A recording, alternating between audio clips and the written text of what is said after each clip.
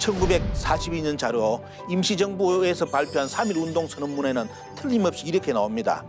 우리의 민족은 처음 황국이 창립된 이래로 역사가 전 국가의 인격을 보존해가지고 지금까지 내려왔다는 기록이 있습니다. 참 임시정부에서 한국사의 출발을 황국으로 잡았다는 자체는 아마 지금까지 환당호기 위서론을 외친 분이라든지 여러 가지 우리 상고사에서 의문점을 가진 분들에게는 진짜 파천왕적인 선언일 겁니다. 이 독립운동가들이 그렇게 자기의 삶을 다 바쳐서 국가를 위해서 헌신할 수 있는 그런 힘은 어디서 왔느냐? 결국은 역사관이라고 봅니다. 국가관. 조선사 펜수에서 만든 조선사가 이제 한국인들의 의식을 지배하면서 이 독립운동가들이 가졌던 역사관은 지금의 역사책에는 다 사라졌습니다.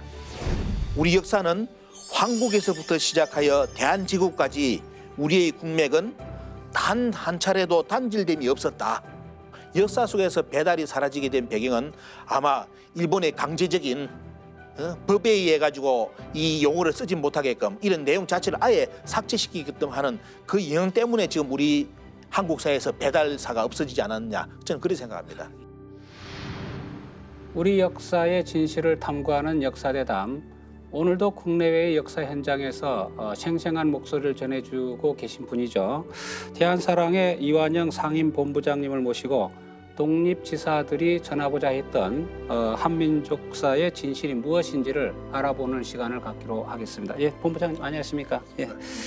예, 지난 시간에 저희들이 상당히 좋은 말씀을 많이 들었습니다. 특히 식민사관에 의해서 단군 성조의 역사가 어떻게 부정이 되고 있고 단군 조선의 어떤 실제라든가 또 그다음에 이제 환국과 배달국에 관한 이야기까지 들었습니다만은 그 내용을 잠깐 좀 요약을 다시 한번 해주시겠습니까? 예, 전번 강의 때 그 말씀을 자료를 많이 제시를 했는데요. 결국 이제 한마디로 말씀드린다면 우리가 지금 알고 있는 이 역사가 우리는 실정되고 검증된 역사인 줄 알고 지금 우리는 우리 역사를 접하고 있습니다. 하지만 독립투쟁사를 본다면 과연 지금 우리가 배우는 이 역사, 국사는 독립운동가들이라든지 당시에 살았던 그분들이 가졌던 역사관이었냐에 대해서 의구점을 가진다면 저는 이제 이번에 연구를 통해서 결론은 뭐냐면 다른 역사관이다. 완전히 다른 역사관이다.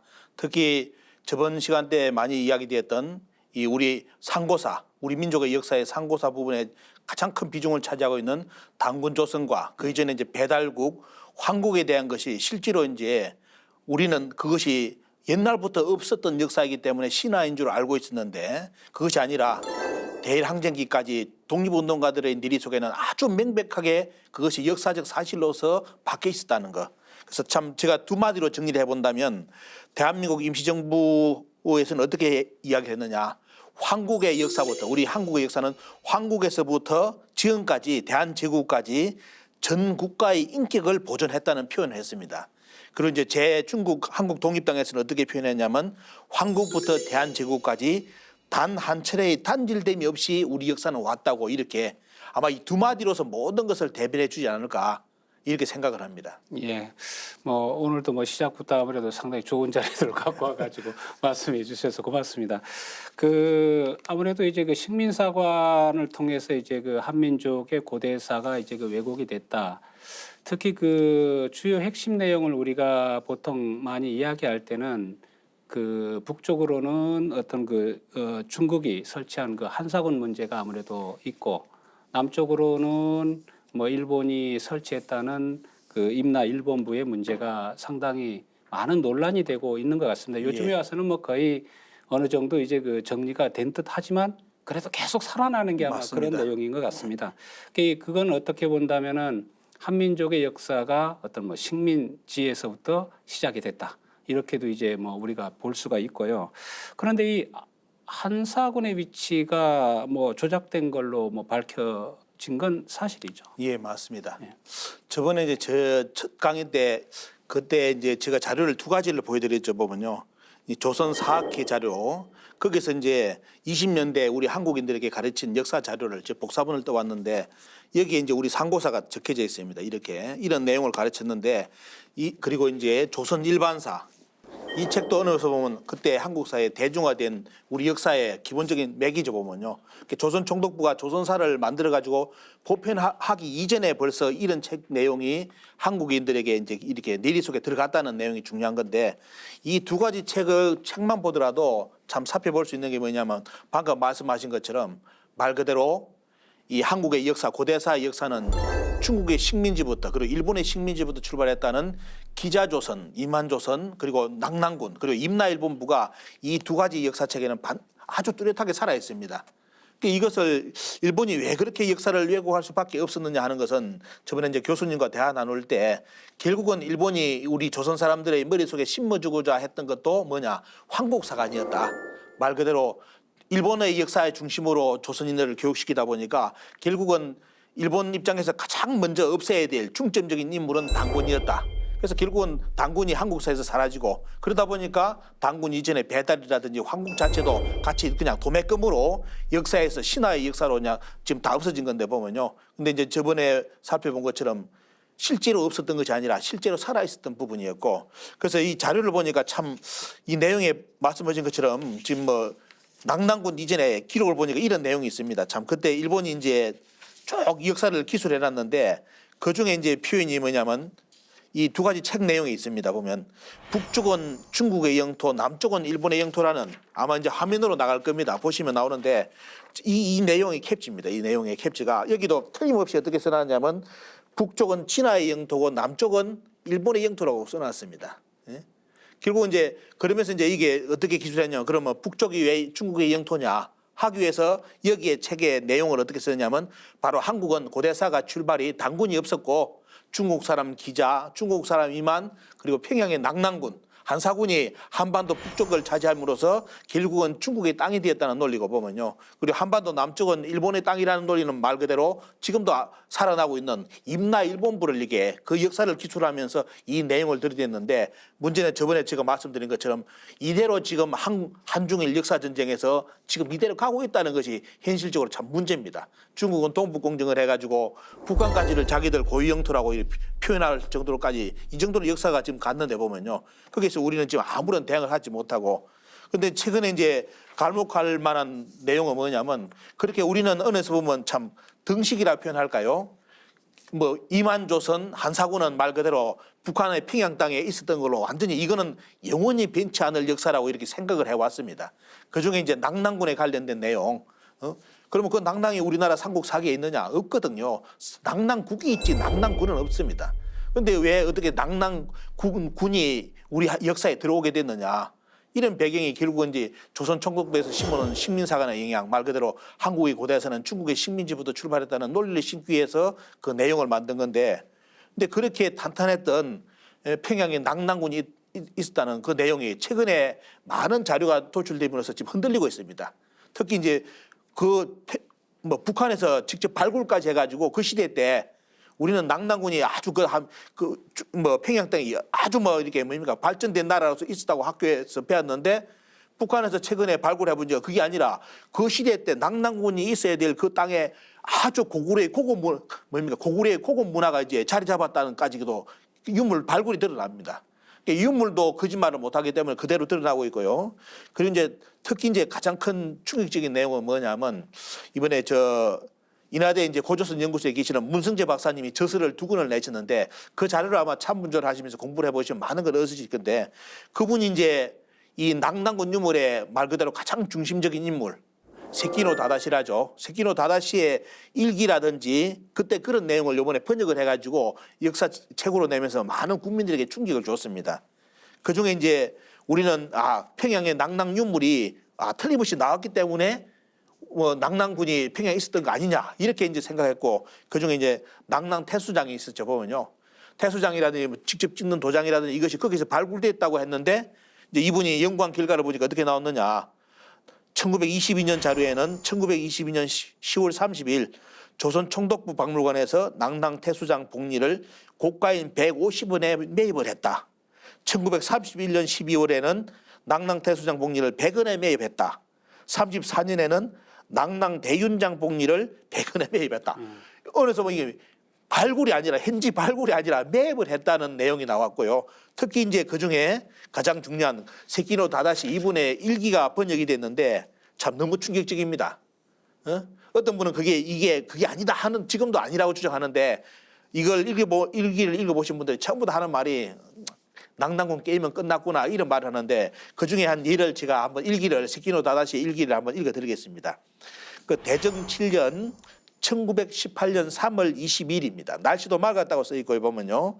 오전에 죽촌시와 유리창, 지금 북경이죠 보면요. 지금도 유리창은 골동품을 파는 글입니다. 완전히 쉽게 말하면 도시로 보면 됩니다. 아예 골동품 파는 특화된 그런 내용 글인데 그 시대 때도 있었다는 거죠. 그래 유리창에 가서 골동품을 샀다. 유리창의 골동품점에는 비교적 한나라 때의 발굴물이 많아서 낭낭 출토품은 대체로 모두 갖추어져 있기에 내가 적극적으로 그것을 수집을 했다. 문제는 우리는 세키노 다다시 이분은 뭐냐면 평양 낭낭군 유물의 발굴의 대가, 어느 면에서 신의 손이라고 불립니다. 왜냐하면 어떤 사람이 가더라도 평양에 가더라도 낭낭 유물을 찾을 수가 없었는데 문제는 이 양반이 평양의 낭낭에만 딱 떴다 하면 어때? 우리말로 떴다 하면 무덤이 저절로 열리면서 유물이 걸어 나왔다 할 정도로 속된 말로 가는 데마다 낭낭 유물이 서로 제가 낭낭 유물입니다 하면서 튀어나왔다는 겁니다. 근데 문제는 우리는 그리 알고 있었는데 문제는 이분이 남긴 개인의 자기 보면 속된 말로 일기에는 우리가 알고 있는 다른 내용이 이렇게 실려 있습니다. 그리고 대정 7년 3월 20일 기록도 여기 나옵니다. 보면 유리창 골동품점을 둘러보고 조선 총독부 박물관을 위하여 한나라 때의 발굴품을 300여 회 내에 구입했다. 아주 고가로서 어떻습니까? 이걸 구입을 했다. 그러면 과연 개인적인 원래는 이 양반은 역사학자도 아닌데 또 자기도 관심이 원래는 없었는데 낭낭에 대한 유물이 없는데 이런 고가의 유물을 다 사가지고 과연 어디로 갔을까? 어떤 분은 그럽니다. 지금 박물관에 넣어놨다고. 과연 박물관에 일본이 그걸 왜 지금 평양에 나는 유물도 쉽게 말하면 논리로 말한다면 넘쳐나가지고 박물관 갖다 놓기도 바쁜데 왜 유리창까지 골동품 가게까지 가서 그 낭낭 유물을 사가지고 그것도 우리는 조선에 와서 그걸 가져온다는 자체가 논리가 우선 그거거든요. 그리고 지금 유리창 자체는 뭐냐면 평양하고 거리가 대단히 많이 떨어진 거리고 어느 면에서 보면 그 시대 때 평양에서 발굴을 났다면 그까지 유물이 갈 필요가 없습니다. 북경까지. 그런데 왜 거기서 북경 쪽에서 왜 낭낭군 유물이 많이 나오느냐, 한대 유물이 나오느냐. 그것은 어느 에서 보면 다른 쪽으로 생각해 본다면 그쪽 지역이 낭낭의 중심 지역이 아니냐 이렇게 생각해 볼 수도 있는데 문제는 그 짐작이 이번에 맞았습니다. 그런 이번에 유물이 발굴이 돼버렸죠. 예. 안 그래도 그 세키노 타다시의 일기를 보고 조금 충격을 받았거든요. 아마 많은 분들도 좀 그럴 것 같아요. 거기서 이제 낭낭군의 어떤 유물을 뭐 구입한 것과 그 다음에 낭낭군의 어떤 그 유물을 발굴하는 것과의 어떤 그 관계성을 추정할 수 있지 않을까 싶어가지고 조금 좀 그렇긴 합니다만은 사실 그런 이야기를 들으면은 또 뭐 우리 생각나는 게 최근에도 뭐 일본에서 이 고대사의 어떤 시기를 끌어올리기 위해서 이 유물 조작 사건도 한번 있었지 않습니까? 참 그러니까 이제 씁쓸한 맛이 사실 뭐 듭니다만은 그러면 이제 이 낭낭군의 위치를 대략적으로 어떻게 그 비정을 하고 있습니까? 원래 이제 조선 총독부는 이제 결국은 뭐 조선 총독부의 입장이라는 것은 고대 식민지론을 자기들이 펼치기 위해서는 반드시 거기에 많은 적합한 조건은 반드시 북한 평양 지역이 돼야 됩니다. 대동강 지역으로 심어놔야 어느 면에서 보면 북쪽 자체가 이제 중국의 식민지부터 출발했다는 논리가 만들어지니까 그래 되는데, 근데 어느 학자가 뭐 이덕일 교수라든지 수많은 낭낭을 연구한 분들이 공통적으로 하는 말이 뭐냐? 역사의 사료, 1차 사료를 찾아봐야 된다. 1차 사료를 찾아보면 낭낭군이 평양에 있다는 기록은 없다. 다 어디에 있느냐? 요동에 있다는 기록으로는 다 나오지 평양에 있다는 기록은 없다. 그런데 왜 이런 1차 사료를 왜 받아들이지 않고 어느 에서 보면 조선 총독부, 물론 이제 그 조선 총독부가 그렇게 주장하는 배경이 또 있습니다. 그건 뭐냐면 조선의 4대 유학자들이 만드는 논리, 역사 논리, 그걸 아주 적극적으로 자기들 갖다 쓰면서 그걸 쓰기 때문에 그런 논리가 이제 쉽게 말하면 있는데, 근데 우리가 이제 학자로 말한다면, 고고학적으로 말한다면 문헌이 1차 문헌이 낭낭군이 말 그대로 요동 쪽에 있었다고 다 기술되어 있는데 그것을 부정하면서 평양에 있었다는 자체는 이거는 저는 학자의 도리가 아니라 봅니다. 예, 그 사실 랑난군 또 이제 말씀하셨던 랑난국 그 문제가 저는 뭐 아마 옛날 그 신채호 선생님이 아마 썼던 그 책에서 그 군과 국을 이제 구분해서 봐야 된다는 거를 본 적이 있는 것 같습니다만은 사실 그 문헌사학하고 이 고고학적인 이 증명, 예, 문헌을 우리가 흔히 보게 되면은 이 한사군의 낭랑군의 위치가 거의 뭐 중국 대륙이다. 근데 왜 자꾸 이제 이 고고학적인 유물을 갖고 그것을 부정하고 이제 평양 쪽으로 자꾸 그 비정을 하고 있을까요? 결국은 이제 뭐 말 그대로 식민지론의 가장 핵심적이니까요. 핵심적인 논리가 그 당군을 제거하면서 예. 결국은 이제 일본의 아류 문화로서 역사관을 정립하기 위해서 가장 좋은 논리는 그거고 보면요. 예, 예. 아까 교수님 말씀하신 것처럼 고고학적으로 거기서 나온 거 아니냐? 예. 아닙니다. 실제로 우리는 그리 알고 있는데 문제는 그 고고학을 제일 많이 연구한 데는 어디냐? 어느 면에서 보면 북한 학자들입니다. 예. 그러면 과연 지금의 북한 학자들이 낭랑에 대한 평양 낭랑궁에 대한 유물 발굴에 대한 기록을 논문이라도 보면 과연 그 유물이 한 나라의 유물 낭랑으로 인정한 논문이 있느냐? 그거는 이덕일 소장이라는 수많은 학자들이 연구한 결과가 뭐냐? 벌써 북한은 그 부분에 대해서 깨끗하게 정리됐다고 합니다. 그거는 뭐냐? 북한의 입장은 한사군 낭랑군은 없었다. 원래 거기가 있었다면 뭐냐? 세종의 낭랑국이었다. 삼국사기에 등장한 실제 어떻습니까? 그 호동낭자와 낭랑공주 아마 어릴 때 동화 TV 봤잖아요 보면요. 그 실제 그 국가인 낭랑국이 평양에 있었지 한사군이 낭랑군이 없었고 북한의 학자들이 전에 SBS 아마 특집으로 편집이 돼가 나온 자료가 있을 겁니다. 거기에 보면 학자들이 다 나와서 뭐냐? 이거는 한나라 때 유물이 아니라고 틀림없이 줄을 끊는 내용이 있습니다. 예. 그런데도 그 지역에 있는 학자들이 그 문화를 부정하는데 그 지역과 멀리 떨어져 있는 남한에서 직접 발굴도 안 한 분들이 속된 말로 그것이 아니라 그것이 진짜 한나라 유물이라고 주장하는 자체가 저는 대단히 어폐가 있고 과연 그 말을 믿어야 될지 그렇게 생각을 해봅니다. 예. 그 이제 낭랑군의 위치가 이제 중국 대륙 그리고 이제 북경 근처라고 예. 우리가 한다면 사실 그 당군 조선의 강력이라는 건 엄청 넓었을 것 같습니다. 그렇죠 보면요. 예. 역사를 본다면 예. 그게 어디 뭐 강력을 어느 정도로 우리가 볼 수 있을까요? 북쪽하고 어떤 남쪽하고 이렇게 본다면. 지금 역사적 유물로도 전에 이제 지금 뭐 이렇게 기존 학자들 고고학적으로 유물을 발굴하는 분들 발표를 보니까 지금 어느서 만주 요동은 다 넘어서는 걸로 다 나옵니다. 넘어서고요. 그런데 이제 결국은 이제 일본이 만드는 그 반도 사관의 틀, 예. 이 만주 이상을 못 벗어나게 만드는 논리 이런 것 때문에 우리 지금 한국사는 그 틀에 갇혀서 이 고조선 영역도 지금은 어디까지 나가버리냐면 고조선을 한국 역사에서 분리하는 작업까지 나오고 있습니다. 그래서 실제로 가서 인터넷이라든지 국사 교과서를 보면 어떻게 되어 있느냐. 남과 북이 고조선 시대 색깔이 구분이 됩니다. 색깔을 틀리게 만들어놨습니다. 왜 틀리게 만들었냐 자세히 보면 어떻게 되냐면 국민들을 모르죠 보면요. 북한만이 고조선이고 남한은 고조선이 아니라고 지금 그림을 그리는 데가 대단히 많습니다. 이것도 어느 면에서 보면 역사의 왜곡이고 보면요. 근데 이번에 이제 아까 교수님 말씀하신 것처럼 북경시 쪽에 대흥구 이제 삼합장촌 그 일대에서 고대 무등분이 발굴이 되는데 거기서 낭랑군 조선인 사람의 무덤이 발굴됩니다.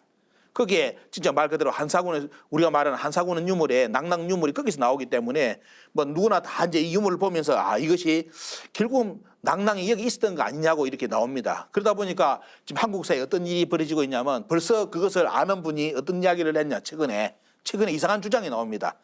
어떤 주장이냐? 아마 낭랑군 교치서를 들어보셨는지 모르겠습니다. 평양에 있는 낭랑군이 요동으로 이사를 갔다.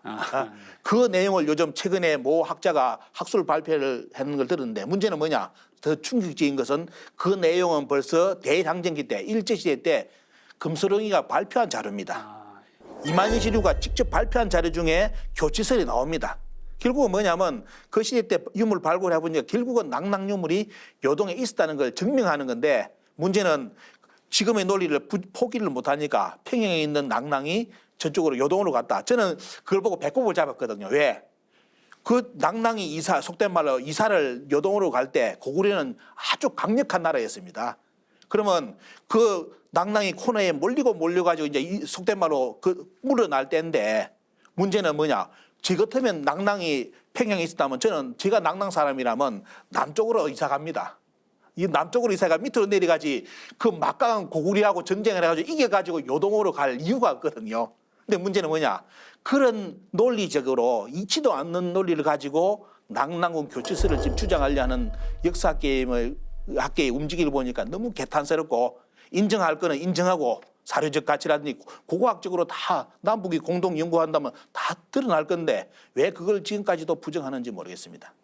예, 참 여러 가지 일들이 많은 것 같습니다. 예. 예, 그 단군 조선의 강력을 그 남쪽으로는 일본의 이즈모 지역까지 또 확장하는 그런 이야기도 있다는데 그 내용은 어떤 내용입니까? 그 어느 면에서 보면 영역보다는 아마 문화권으로 봐야 되겠죠. 예, 보면요. 강력, 예. 제가 이제 일본 역사를 이제 일본에 가서 이제 두세 차례 강의를 하기 위해서 일본사 자료를 공부를 했는데 저는 이제 직접 유물을 많이 다룹니다. 직접 만져보고 고조선 유물 뭐 다뉴선문경이라든지 청동기를 직접 만져보고 행태를 비교를 분석을 많이 했거든요. 그러다 보니까 이제 눈에 탁 들어오는 게 뭐냐? 일본 고대사를 딱 공부를 하다 보니까 일본 역사의 출발점에 가장 중요한 포인트가 하나가 야요이 문화입니다. 미생 문화. 그 미생 문화에 대한 일본 책을 딱 보니까 딱 보자 열자마자 뭘 느끼느냐. 청동기를 딱 보니까 그거는 어때요? 누가 보더라도 아마 청동기에 대한 관심을 가진 사람이면 다 알 겁니다. 그 청동기 보자마자 이거는 고조선식이라고 아예 답이 나와버립니다. 고조선에서 어떻게 청동기를 만드는 방법이 있거든요. 그 청동기가 그대로 야요이 문화, 미생 문화에 등장을 합니다. 근데 우리의 이제 대표적인 이제 금 있잖아요. 보면요. 고조선의 금에 비파형 동금이 있고 세형 동금이 있는데 이번에도 일본에 가서 참 재미난 자료를 이거 원래 이런 내용도 준비 안 했는데 참 재미난 것이 뭐냐. 이런 천황가의 내용에 이런 책이 나옵니다. 이게 두 권의 책을 가져왔는데 보면 사가지고 왔는데 여기에 뭐가 나오냐면 그 일본 천황이 가지고 있는 세 가지 보물 있죠. 이 신의 세종제 세 가지 이제 보물이 나오는데 그 중에 칼 부분에 대한 이야기가 나오면서 뭘 조명을 해놨냐면 우리는 그냥 칼인 줄 알고 지금까지 그 칼을 본 사람이 별로 없습니다. 그런 게 어떻게 생겼는지도 지금 모르는데 이 책에는 그 내용을 살짝 이야기하면서 어떻게 해놨냐면 고조선의 후기금인 세형동금을 여기다 잘 실어놨더라고 보면요. 세형동금. 이 세형동금이 속된 말로 지금 천황가의 삼보 중에 한 가지 보물이 아니냐. 그러면 이 세형동금이 일본에서 아주 집단적으로 발굴된 데가 어디냐면 바로 이즈모입니다. 큐슈도 물론 우리나라 국보인 다뉴선문경이 큐슈를 지나가지고 동경까지 발굴되었습니다. 우리 국보가 다뉴선문경이 그까지도 나오는데 특히 이제 고조선의 후기 금인 세형동금이 이즈모 지역에서 특히 이즈모 박물관에 가보시면 전시를 하는데 제가 그 사진 보고 너무 충격적이었어요. 왜? 한국의 박물관 가서 보려면 세형동금이 두세 자루 많이 걸어놨습니다.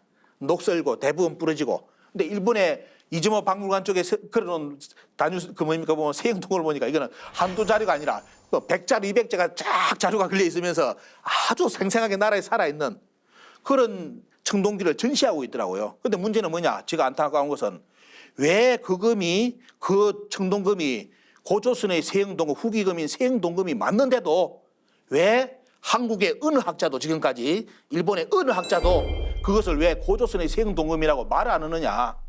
저는 그건 양심불량이라 보거든요.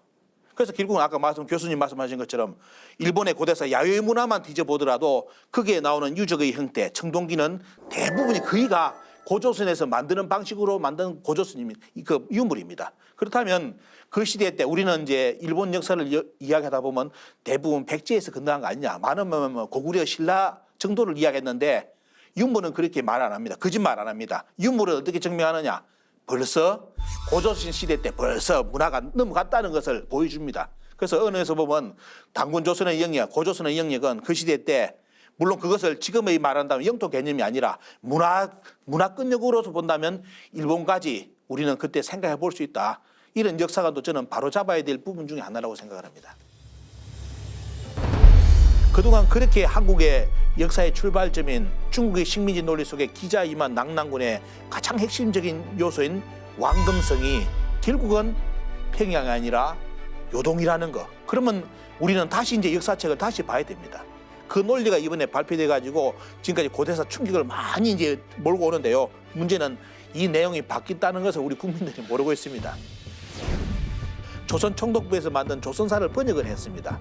그게 보니까 이상한 게 나와요. 그 중에 하나가 이제 뭐냐면 고려 국경 문제인데 그 고려 국경이 지금까지 저희들이 학교에 대입 시험 칠 때 열심히 외웠던 그 압록강에서 그게 속된 말로 고려의 국경선이 아니라 원래 압록강은 저 위쪽에 있는 그 압록의 녹자는 원래 물수변입니다. 지금 우리는 실사변의 녹을 쓰고 있는데 원래 압록강은 물수변의 압록강이라서 저 위쪽 요동을 넘어서는 그 지역에 있는 원래 그것이 고려의 국경선이었는데 문제는 뭐냐?